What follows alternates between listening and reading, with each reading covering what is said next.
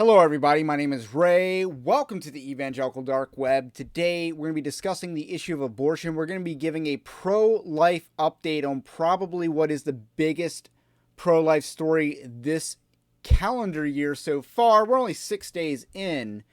I get it, but this is a big deal. And this is a big deal that the pro-life movement has been way behind on addressing. I've been addressing this issue. I've been trying to, break the picture that we have of abortion because the pro-life industry is trying to sell you a outdated picture of what abortion is versus the reality of how most abortions are carried out. And that impacts the way we think about things. That impacts how we view the morality of the situation. And it certainly impacts where we focus our energy. And I am arguing that we're not focusing our energy enough on this topic, and the topic is mifepristone. So that's the topic we're going to be covering in this video. But first, let me tell you how you can support Evangelical Dark Web. If you're new, go ahead and hit the subscribe button and also drop the like button. That helps with the early YouTube algorithms. But otherwise, we have a Patreon-like system over at evangelicaldarkweb.org/join. Not only do everyone gets access to the free articles on, Evangelical Dark Web, there's more articles than videos or podcasts. And this is just access to more. Becoming a paid supporter allows you to direct some more of the content. I just did a verdict on Tony Evans. You can vote on the next person I do that I do research on, and you can direct the content that way. A lot of extra perks. But anyway, let's move on to the issue of mifepristone. So the FDA finalized a rule expanding the availability of abortion pills. So the old way of doing this, and when Biden took over, one of the things that he did was he had some sort of emergency authorization for telehealth for abortion drugs. That was a Joe Biden policy. That was not a Trump era policy. But they used the supposed emergency situation that our country was in to do this. So with that said, because they can't justify the Branch Covidianism any longer, they came up with this new rule to make it a more permanent phenomenon. The permanent phenomenon of getting drugs mailed to you that you can kill a child with, and you don't have to go into an abortion clinic. That is what we're talking about here. So this is a Associated Press article. I believe I already explained the first paragraph. The change would expand access at both brick and mortar stores and online pharmacies. Women can get prescriptions via telehealth consultations with a health professional and then receive the pills through the mail where permitted by law. Now that's going to be a key issue. If a state has a heartbeat ban, will they be permitted to get this pill in their state? And the answer should be no.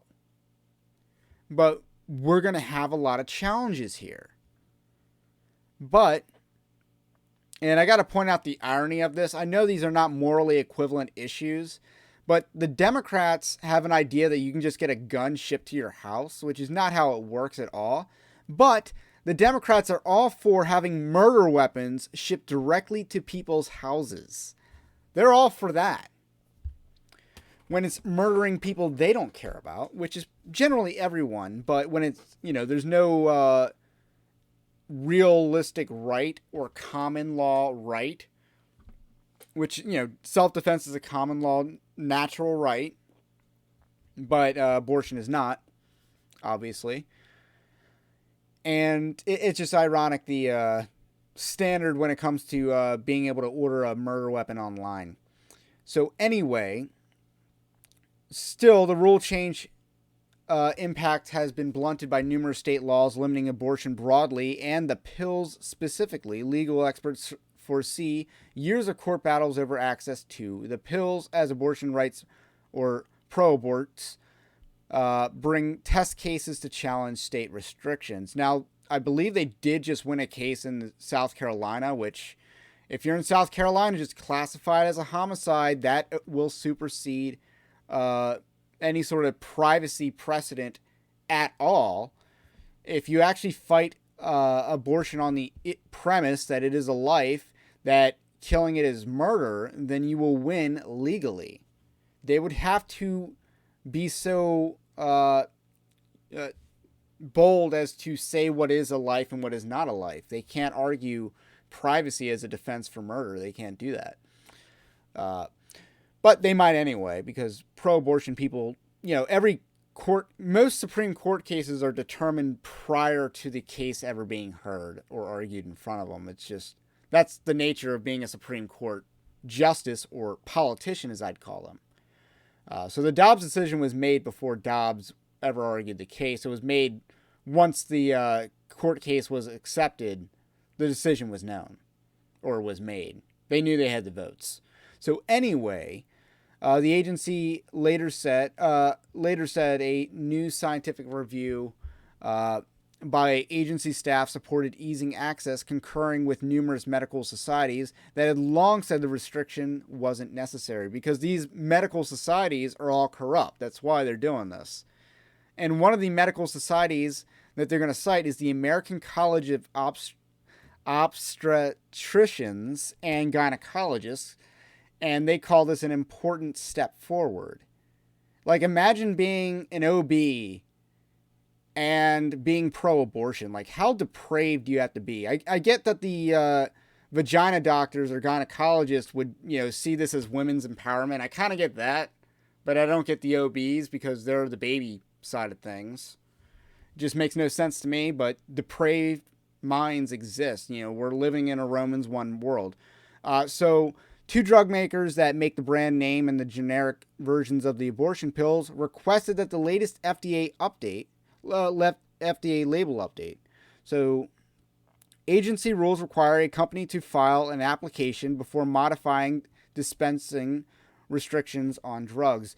Danco Laboratories, which sells a branded Mifeprex, said in a statement the change is a critically important step to expanding access to medication abortion services, and will provide healthcare providers with another option for prescribing the drug. And that option will be telehealth. You see all these advertisements for like Roman and how you can get boner pills or hair loss treatment via telehealth. Well, here you go with abortion now. Although the FDA's announcement today will not solve access issues for every person seeking to murder their child, it will allow more patients who need mifepristone for medication abortion additional options to secure this vital drug. The way they word this is so wonky. Medication abortion? That just doesn't fit right in English. Medical abortion, which it wouldn't be, because that part of speech would work better, but medication abortion, you're putting two nouns back together, back to back, and you're trying to treat the medication as an adjective. Anyway, more than half of U.S. abortions are now done with pills rather than surgery, according to the Guttmacher Institute, a pro-abortion research firm. So the number I've been using is about 43% and growing, rapidly growing, and this is based off 2019 numbers, where you're using mifepristone, these early pills, in order to kill their child. That's how 43% of abortions were made. This article is now saying that number's 50%, more than 50% use pills. The old days of a doctor doing a surgery is outdated. The pro-life movement needs to catch up on this. So more than half of abortions are done with pills rather than surgery. Take notes on that. It's big pharma industry now. It is big pharma now. It used to be like, I don't know, the medical complex. You had these cult doctors and stuff like that. Now it's Big Pharma. They're taking over the abortion industry. They've streamlined it. They've created telehealth services for it. So, let's talk about what the pro-life movement needs to do in response. One, you need to get on your local pharmacies to not get on board with this. You need to boycott a local pharmacy that gets on board with this. Make it known. We need to organize that. Number two, we need to have legislation that actively curbs this murder weapon, mifepristone. We need to actively curb that drug via legislation. You know, per the article, it doesn't sound like there's any other medical purpose for this drug. And I don't care if there is. I'd say ban it and I can deal with the externalities. I can deal with that. Totally worth it.